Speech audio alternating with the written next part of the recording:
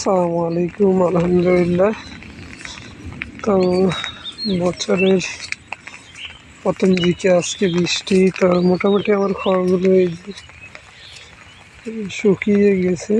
এখন আজকে হঠাৎ বৃষ্টিতে একবারে সবগুলো খড় ভিজে আমার কষ্ট বাড়লো।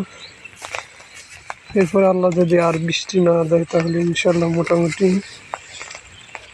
এই খড়গুলো ইনশাল্লাহ কিচ্ছু হবে না। তো সবাই দোয়া করবেন। যেমন প্রায় এখানে 200 ডিসিমের খড়, আসলে অনেক রিক্সের উপরে খড়গুলো কিনলাম। তো যাক, আল্লাহর কাছে শুকরিয়া, কারণ আল্লাহর উপরে তো কোনো হাত নেই। মোটামুটি এমনি ক্ষেত শুকনো আছে।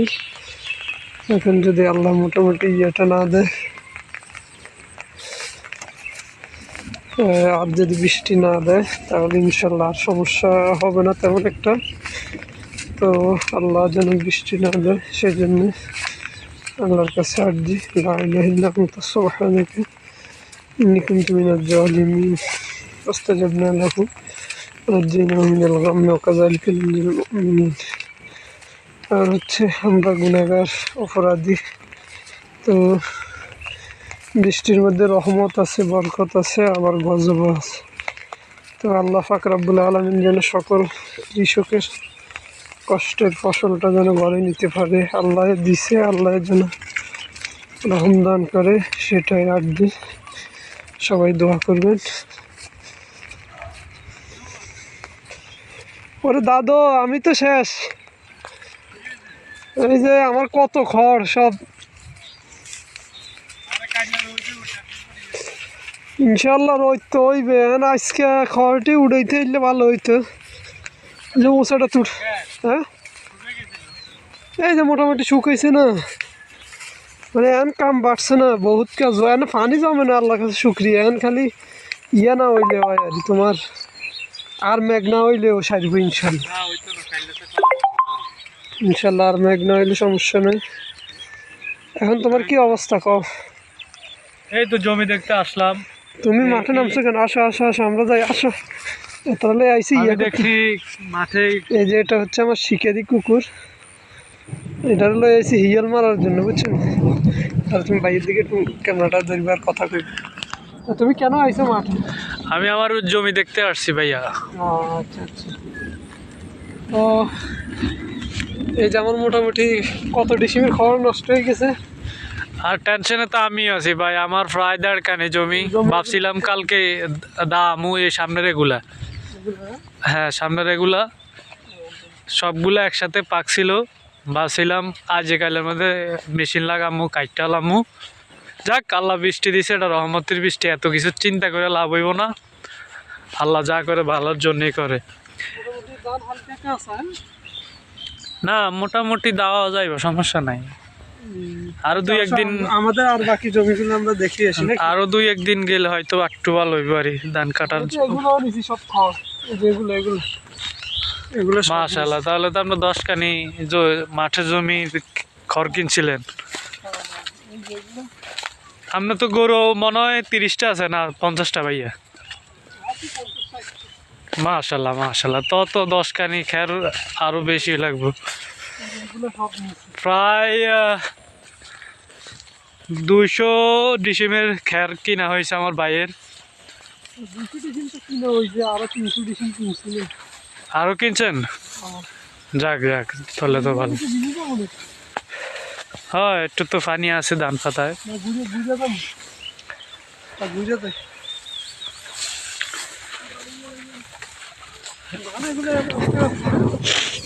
হয় একটু লেট দাও, এগুলো দাও আর একটু লেট। আরো 2-3 দিন লাগবো। ওটা ফাঁকছে মোটামুটি। ওই যে আমাদের এই সিদ্ধান্ত নামছি আমরা, এ হলো আমাদের খামারে থাকে আর এই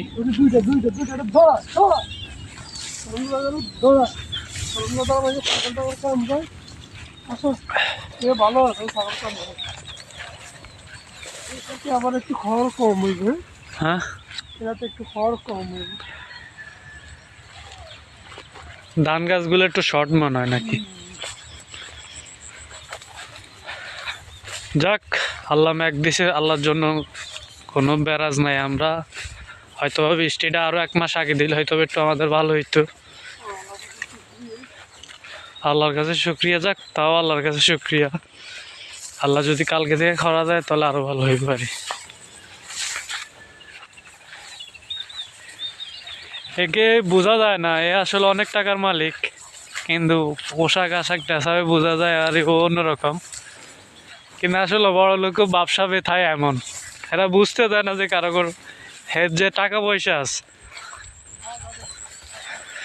মানে হেরে দেখলে বোঝা যাবে না যে টাকা পয়সার মালিক, কিন্তু আসলে ওই এইভাবে চলে, কাউরে বুঝতে দেয় না যে তার টাকা পয়সা আছে।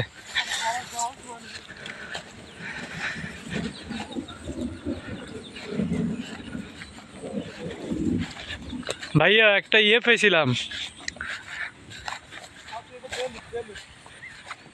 আরে যা রে নিয়ে যাই।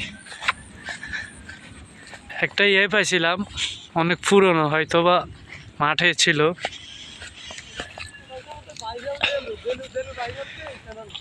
আমাদের কিস্তি ভাই টমেটোর চারা লাগাইছিল, কিন্তু টমেটো খাইতে পারে নাই, অনেক দেরিতে বড় হয়েছে।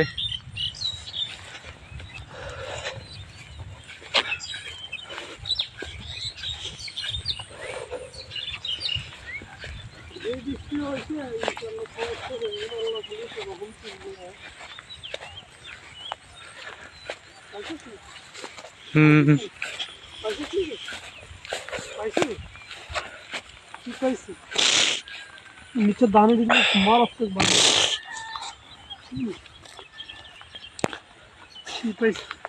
মধুর মনে সম্ভবত গন্ধ খুবই খাই। এরা বুঝে। এর কাজ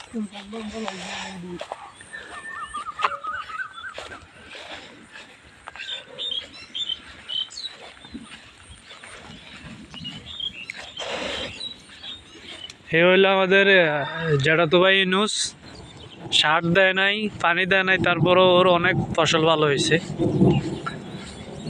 হ্যাঁ, কোনো যত্নই নেয় নাই ধান গাছের।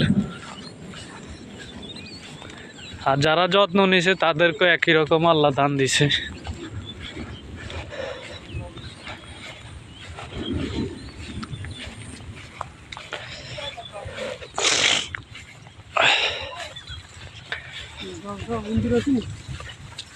ইনুস ভাইয়েরও তো ধান কাটতে পারবে যে এত ফাঁকি গেছে ঠিক মতন ভাইয়া, এ তো কাটাইতে পারে। আমরাও তো কাটাইতে না কেউ ভাই। কোনটা লাই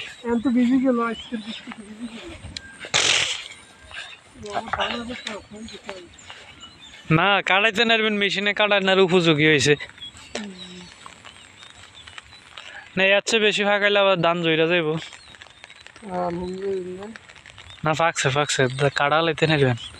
আলহামদুলিল্লাহ, ঠিক আছে, ধন্যবাদ ছোট ভাইকে। তো ছোট ভাই আসলে আমার সাথে আজকে সহযোগিতা করছে। এই মাথা থেকে ওই মাথা পর্যন্ত একবারে যা দেখতেছেন এগুলো আমাদের জমি। যাই হোক, আলহামদুলিল্লাহ এবার অনেক ভালো ফসল হয়েছে। তো সবাই দোয়া করবেন আল্লাহ যেন বৃষ্টি না দেয়, সকল কৃষকরা তাদের স্বপ্নের সেই ফসলটা যেন উঠাতে পারে, এটাই আশা কামনা করি।